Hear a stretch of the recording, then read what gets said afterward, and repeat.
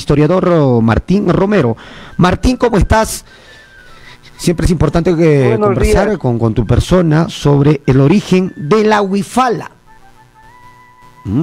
Para conocer la realidad todo, un saludo de esto, de la siembra y cosecha. ¿Cómo estás, Martín? Muy buenos días. Ante todo, muchas gracias y un honor conversar siempre con ustedes. Estoy en la calle y te suplicaría, por favor, también conversemos por teléfono para escuchar tus preguntas y escuchar el retorno. Bueno, es importante este tema en tanto que la huifala está permanentemente presente en la historia del Perú, y cuando lo enarbolan no significa pues separarse del Perú, sino contrarrestar el racismo y la invisibilización de mucha gente contra una población que porque viste como campesino no existe o no tiene los mismos derechos. Está presente en toda la historia del Perú y su enarbolación de la bandera no es ningún gesto de terrorismo ni mantel de chifa, menos. Bueno, claro, es cierto que llegan de diferentes provincias al Cusco y uno les indica a veces, no, es prosenderista, pero hay de los buenos manifestantes y de los malos manifestantes, siempre lo hemos dicho, pero ese origen, digamos, del campesino, del pueblo, que tendría que tener respaldo, que ahora se ha perdido y digamos tiene otro ribete, Martín.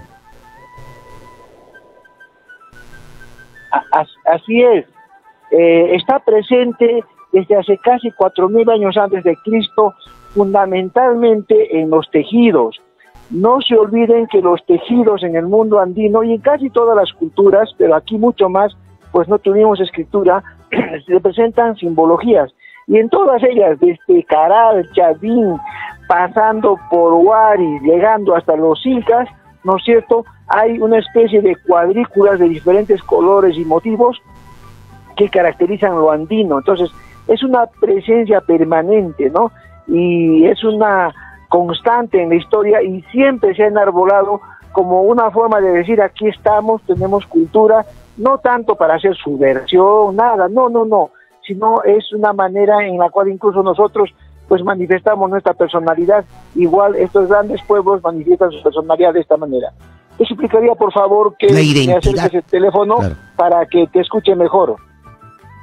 Sí, la identidad es lo que siempre se ha hablado con parte de la huifala, la identidad cultural, la identidad de las provincias, del pueblo, del campesinado.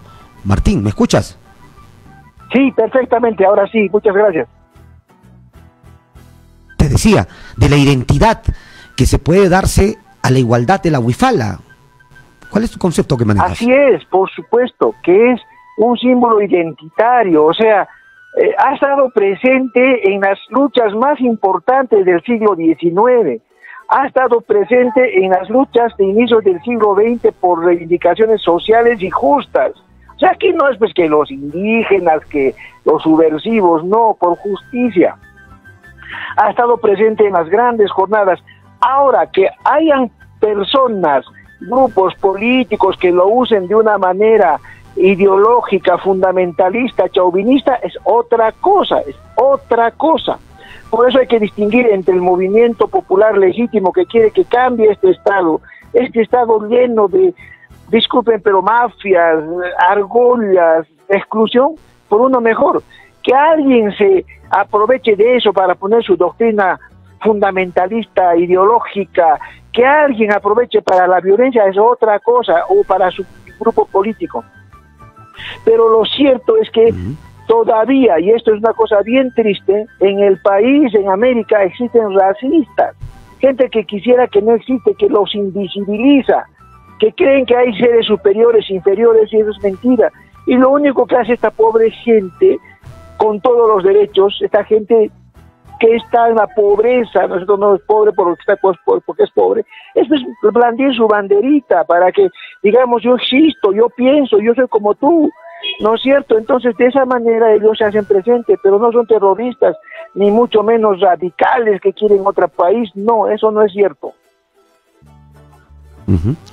Bueno, sí, y muchos se encarnan en ello, ¿no? De tratar de azuzar también en provincias, en el pueblo, que siempre dicen, pero el pueblo no puede ser de 30, 40, 50 personas a que puedan llegar al Cusco, agredir, hacer los desmanes, y fíjate, en desabastecimiento total. No tenemos gas, no tenemos combustible, los productos de primera necesidad están carísimos, y a veces esto de tocar la huifala con respecto al origen andino es importante. Eso tiene que saber la juventud hoy por hoy, y más que todo esos políticos que tratan ahí de engañar. Y ahora hemos visto los sentenciados también, fíjense, porque indican, nos han engañado, nosotros simplemente hemos ido al Cusco, hemos empezado a agredir, pero no pensábamos que nos iban a dar a 5 a 10 años de prisión, porque está prohibido, porque es un delito, ¿no? Azuzar y todos los demandas que pueda hacer en las diferentes arterias, en este caso en el Cusco. Listo, Martín, algo más que podríamos decir con estos orígenes, con esta historia que es importante, la historia del Cusco, la identidad y la cultura de nuestros orígenes del campo. Bueno, esta bandera siempre ha sido usada para situaciones políticas como esta, importante, reivindicación. Es injusto que haya un centralismo, y también el centralismo de parte de algunas autoridades que no han sabido encarnar a la población, tanto alcaldes como gobernadores, ¿no es cierto? Entonces es una especie de protesta contra este Estado en todos sus niveles, una especie de simbología semiótica, o sea, detrás de esta bandera se están diciendo muchas cosas. Es población que no sabe cómo expresarse, que no tiene un idioma, no habla bonito, no tiene, pero se está expresando de algo y hay que saber entenderlo. Si no sabemos entender desde la antropología, desde la sutileza lo que dicen, pues vamos a seguir pensando como racistas, y eso es intolerante. Ni el racismo que diga que los blancos son superiores, ni el otro que diga que los indios. Aquí no hay razas, hay ciudadanos que tenemos que ser iguales, y esa bandera es una bandera de lucha y que dice algo más que separación. Es una bandera de nosotros que ha estado siempre en nuestra historia. Muchas gracias. Muchas gracias a Martín Romero. Claro, cuando dicen los pueblos cantan, los pueblos se manifiestan, ¿no? En los tiempos de siembra, de cosecha, ¿no? Según el orden cósmico, en la visión no solamente quechua, aymara, ¿no? Cuando hablamos de la macrosur, pero una macrosur que tendría que ser contundente, que tendría que tener líderes, pero sin afanes de poder engañar a ese pueblo, ¿no? Tan cósmico, ¿no? A esas provincias,